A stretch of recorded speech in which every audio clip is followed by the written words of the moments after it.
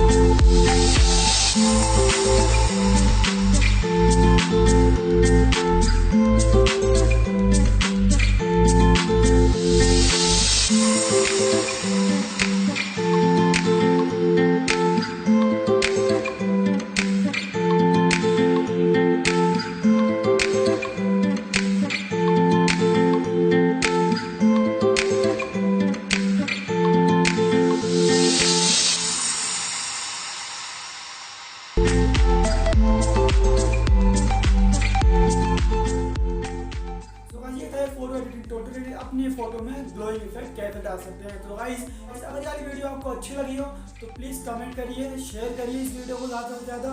एंड अगर आपको और भी ऐसी अच्छी एडिटिंग टिप्स एंड ट्यूटोरियल चाहिए वीडियोस के तो कमेंट बॉक्स में लिख दीजिए। मैं आपकी डिमांड पूरी करूँगा, कोशिश करूँगा कि आपकी ज़्यादा से ज़्यादा डिमांड पूरी करी जाए।